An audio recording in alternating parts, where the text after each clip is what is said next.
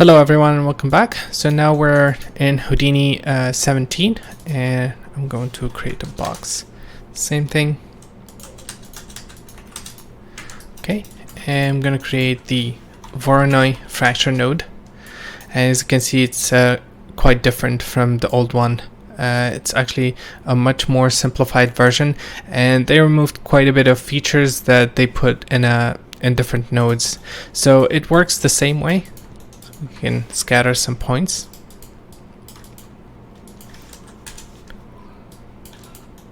Okay. And it's gonna give us the same result.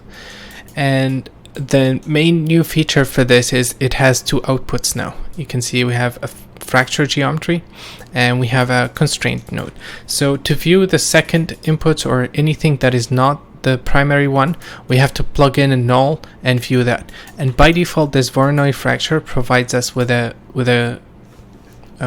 network that we can use, with a constraint network that we can use for the sim. So that already took one part of the a step from the destruction workflow. So this simplifies the whole thing. Okay, then apart from this, if we type in Boolean, there is a new Boolean node called Boolean fracture.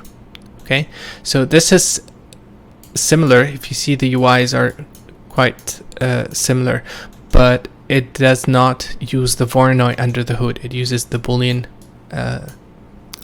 in Houdini 16.5 feature. So we just have to, if we hop over here, it says plug in the cutting planes. So let's do that.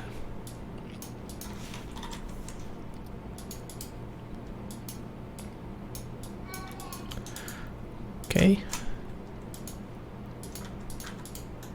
And then let's add some normals.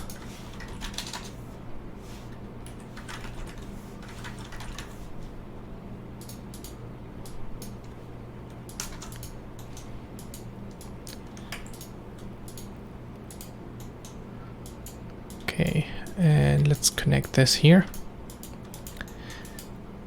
Take a look. Okay, let's increase the scale of this guy. So 40 and 40.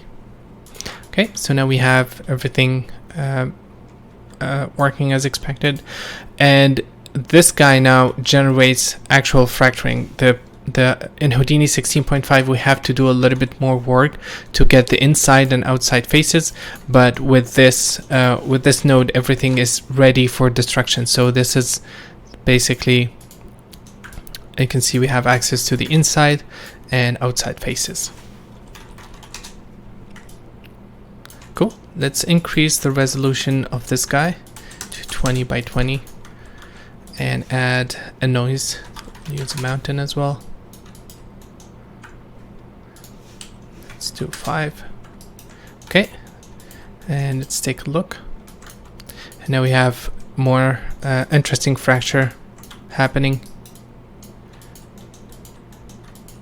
And this is using the new Houdini 17 workflow.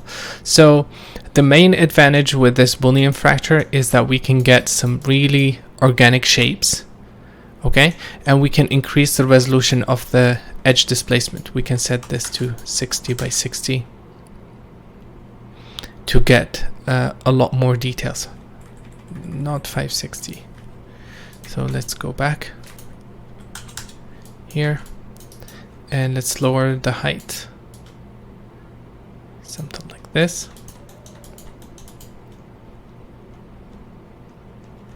Okay, now we have some interesting patterns generated, and this is valid. We can definitely use this with destruction. And the main problem that I see personally is that this node is not stable with complex geometry.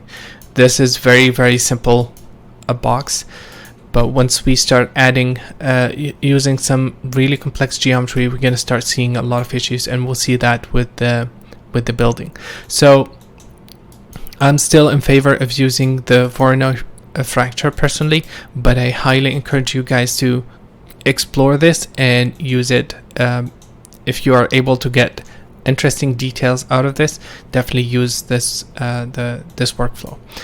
Then if we go over to the side effects website, under Houdini 17, this is the best place to get the new features.